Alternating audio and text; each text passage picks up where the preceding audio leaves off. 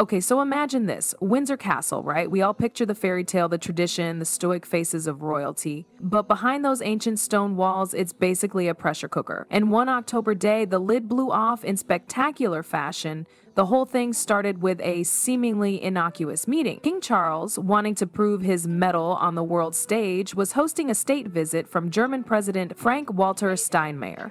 This wasn't just a meet and greet, it was a chance for Charles to solidify his reign, to show everyone that he was capable of leading Britain with poise and unity. Every tiny detail had to be perfect, from the floral arrangements to the seating chart. And that's where things went sideways. Charles called a meeting with the key players: Prince William, Princess Anne, Princess Kate, and Queen Camilla. He laid out the plan, assigning roles to everyone. William would handle the ceremonies and give the opening toast.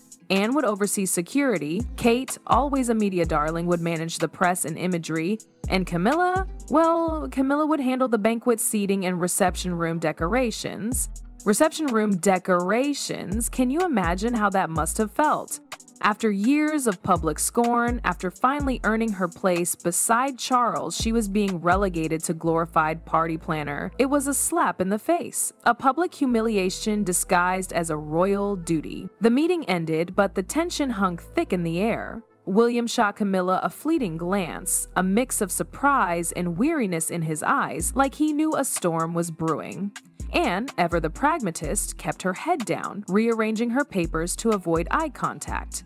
And Charles? He seemed completely oblivious to the simmering resentment he'd just ignited. Later that day, Camilla retreated to her private room, the sting of Charles's words still fresh. She stared at her reflection in the mirror, exhaustion etched on her face but fury blazing in her eyes. Reception room decorations, she repeated, her voice dripping with sarcasm. A role for a queen in name only. That's when the seed of rebellion was planted. She wouldn't be a mere decoration, she wouldn't be controlled, she would rewrite her role, even if it meant burning everything to the ground, and that's exactly what she did. That night, fueled by years of pent-up frustration and a burning desire for recognition, Camilla decided to make a statement that would shake the very foundations of the monarchy. She was done playing nice. She was done being the quiet wife in the background. She was ready to claim her power no matter the cost. The stage was set for a night of royal drama, a night where fire and ambition would collide in the heart of Windsor Castle. So that evening, while Charles was busy patting himself on the back for a job well done, Camilla was plotting. She had Mrs. Hill, her loyal confidant, retrieve the official state banquet plan. Imagine the scene: the ancient castle, the hushed corridors, and Camilla, cloistered away, meticulously studying every detail of the document that essentially erased her existence. Guest list, seating arrangements, speeches, even the closing tribute to Anglo-German friendship, all approved by Charles, all devoid of any meaningful role for the queen consort. In that moment, Camilla wasn't just angry, she felt invisible, disposable. Later that night, as Windsor Castle glittered with preparations for the upcoming state visit, Camilla made her move.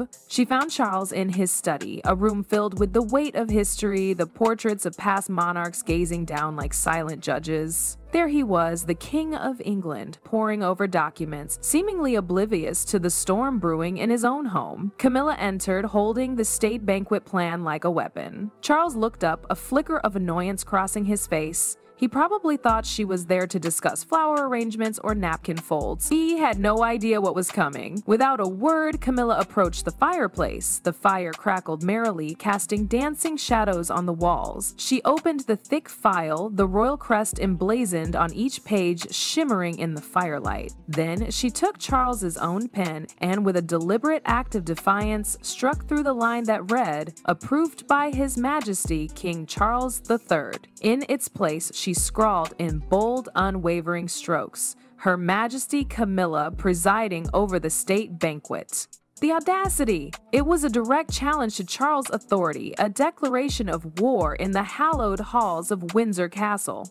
Charles was stunned. He rose from his chair, his face paling. "What are you doing, Camilla?" he asked, his voice low and dangerous. Camilla looked up, unflinching, the firelight reflecting in her eyes, turning them into pools of molten gold. "I'm rewriting my role, Charles," she said, her voice steady despite the tremor of adrenaline coursing through her veins.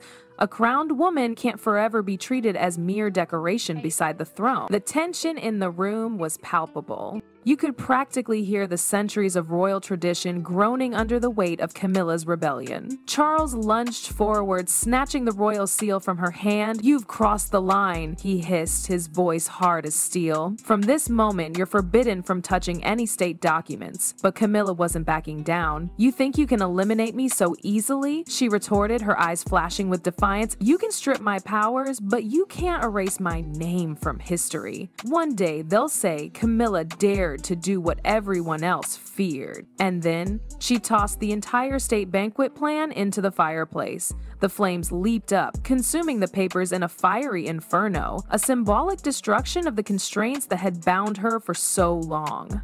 "You're no longer fighting to be loved, Camilla," Charles said, his voice filled with a mixture of anger and pity. "You're fighting to be remembered, and that will destroy you." Camilla simply chuckled, a low, raspy sound that sent a shiver down Charles's spine. "If history doesn't remember me as queen," she said, "it will remember me as the one who made this throne tremble." The air hung thick with smoke and unspoken accusations. He turned away, the royal seal clutched in his hand like a lifeline. "You've just burned your own dignity, Camilla." His voice was barely a whisper, lost in the crackling flames. She simply smiled, a contemptuous curve of her lips. "Dignity doesn't feed power, Charles, and I choose power." He left her there, alone amidst the dying embers. The heavy oak doors swung shut, the echo resonating through the silent castle. Camila watched the ashes rise, her face impassive, her lips murmuring a silent vow. "I won't let anyone extinguish this fire."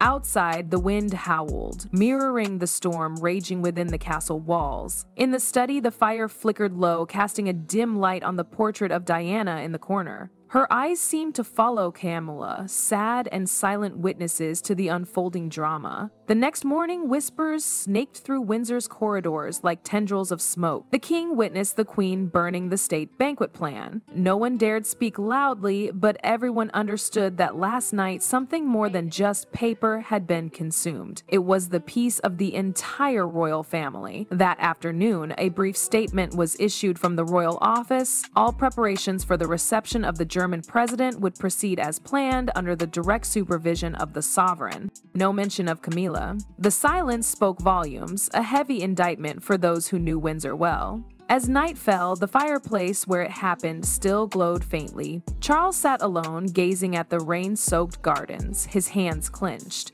The upcoming ceremony was no longer just a diplomatic challenge. It was a test of whether the throne could withstand the fire raging in his own home. Across the hall, Camila remained awake. Staff reported she hadn't slept, only sat watching a small candle burn down by the window. The faint light cast on her face revealed a chilling mix of determination, madness, and isolation. She had chosen fire to reclaim her power, and behind that fire lay a bitterness simmering for years. A bitterness that had finally erupted. What made Camila so reckless? It all traced back to that meeting, this seemingly harmless gathering where Charles announced the plans for the German president's visit. News of the preparations spread like wildfire, a major political campaign unfolding within the palace walls. Welcoming the German president wasn't just protocol, it was a chance for the new reign to prove its strength, unity, and poise. All eyes were on Charles. He wanted perfection, from the curtains in the red drawing room to the shade of carnations on the banquet table. Even a small misstep could become fodder for the voracious European press. That morning, Charles convened the special royal meeting. The reception room was bathed in light, the table covered in red velvet, documents neatly arranged.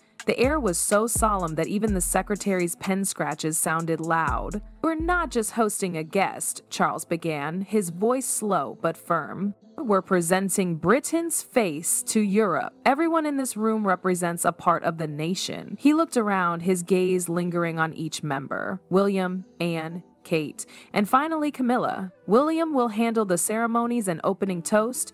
Anne will oversee all security, coordinating with the Foreign Office. Kate is in charge of media and imagery. The press will focus on her, and Camilla... He paused, his voice dropping. "Camilla will handle the banquet seating and reception room decorations." That sentence plunged the room into silence. William glanced at Camilla and bowed her head. Camilla sat still, her gloved hands trembling slightly. In her mind, Charles's words scraped like cold metal against her pride. She, the one who had weathered years of public scorn to stand by him, was now a glorified housekeeper, Charles continued, oblivious. The ceremony must exude reconciliation and cooperation. I want every member to show thorough preparation, avoiding any actions beyond authority. No one is permitted to alter content or form unilaterally. The words beyond authority stung Camilla. It touched what she hated most, being controlled. When the meeting ended, Camilla remained seated, eyes fixed on the paper before her. Under state banquet planning, her name was listed last, even after Kate.